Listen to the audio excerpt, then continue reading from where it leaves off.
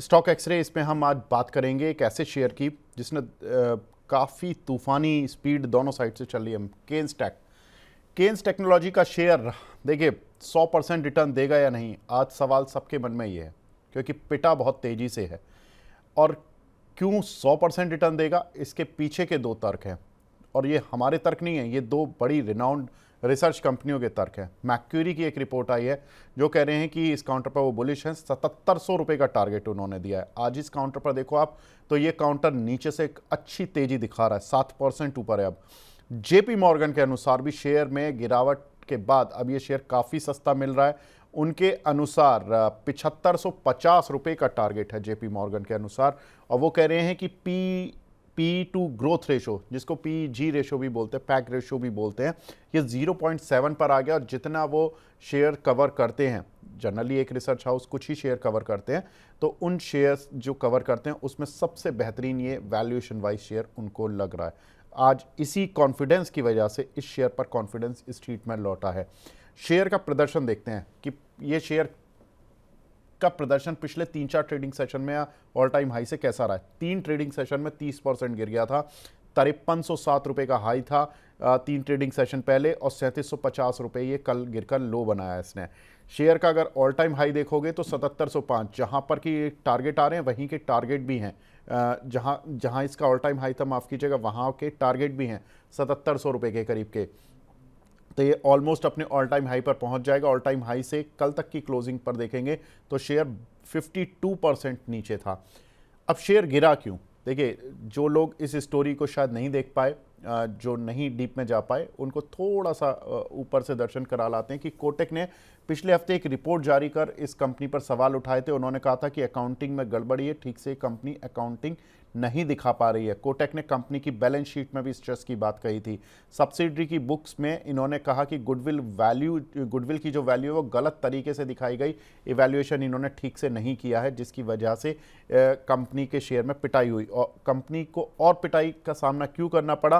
क्योंकि कंपनी ने भी अपनी अकाउंटिंग रिपोर्टिंग में इश्यू जो हैं उसमें माना कि हाँ कुछ गलतियां हुई हैं, जिसकी वजह से कंपनी के शेयर की पिटाई हो गई, और कंपनी ने ऑडिटर बदलने के भी संकेत दे दिए। लेकिन अगर आपने गलती मान ली तो स्ट्रीट आपको पनिशमेंट देना शायद बंद कर देता है, ऐसा इस शेयर को देखकर लग रहा है। और आपने रिसर्च एनालिस्ट या एनालिस्ट कॉल को ढंग से संबोधित कर दिया, इसी की वजह से शायद फॉरेन ब्रोकरेज हाउसेस का जो कॉन्फिडेंस है इस कंपनी के साथ लौटा है, और इसी वजह से आज काउंटर में मूव भी है।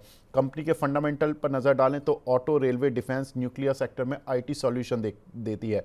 अब देखिए, चारों ही सेक्टर ऐसे हैं जहां पर कि सरकार का हमेशा फोकस रहा है, और रिटेल का पार्टिसिपेशन या इंस्टीट्यूशन का पार्टिसिपेशन काफ़ी रहा है, जिस वजह से कंपनी शेयर होल्डर्स की फेवरेट कंपनीज में से एक बन गई थी, और काउंटर ने बहुत अच्छे मूव्स दिए थे।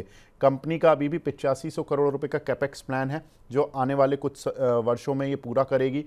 शेयर का जो वैल्यूएशन है पी के हिसाब से 67.4 के मल्टीपल पर चल रहा है। शेयर की बुक वैल्यू 698 है। लेकिन जेपी मॉर्गन जिस तरह की अपनी रिसर्च फोरकास्ट को लेकर चल रहे हैं, उनके हिसाब से पी जी रेशो, जो ग्रोथ है कंपनी की, वो ज़्यादा है। पी उतना तेजी से नहीं बढ़ेगा जितनी की ग्रोथ बढ़ेगी, इसीलिए वो पी जी रेशो को देकर चल रहे हैं, और इसीलिए उन्होंने इस काउंटर को बाय करने की सलाह दी है। अंशुल भाई, काउंटर की पिटाई भी होते हुए देखी हमने ढंग से पिछले 3 ट्रेडिंग सेशन में, और अगर पिछले 4-6 महीने की बात करें तो ऑल टाइम हाई से 50% टूट गया। बॉटम बन गया या अभी और बॉटम बनेगा? तो देखिए, रेंज थी जो हम डिस्कस कर रहे थे कि 3833 जो स्विंग लो है ऑन दी मंथली या वीकली, ऑन द मंथली फरवरी 2025 का, वो कल के सेशन में टेस्ट हुआ, वहीं से बाउंस बैक है। मूविंग एवरेज डेली पे फैन आउट हो रहे हैं बेरिशली, तो मैं बहुत जल्दी तो बाई नहीं करूंगा। 3833 के पास कोई बेस बना तो फिर देख सकते हैं, क्योंकि बॉक्स कंफर्म होगा, फिर बॉक्स हाई बॉक्स लो प्ले करना होगा 7780, 3833। और अगर बॉक्स का ब्रेकडाउन आ गया 3800 के नीचे तो 2551 तक आ सकता है। अब क्लैरिफिकेशन कितना मार्केट उसको पॉजिटिवली लेता है, इस पर डिपेंड करेगा कि बॉक्स की फॉर्मेशन होगी या स्विंग लो को एक बाउंस बैक के बाद तोड़ेगा। तो थोड़ा सा 2-3 हफ्ते 4 हफ्ते का समय चाहिए।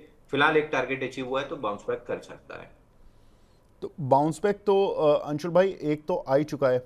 3700 3600 की रेंज से आज ये टूटकर अब वो बढ़कर रिकवर होकर 4000 के पार पहुंच गया है।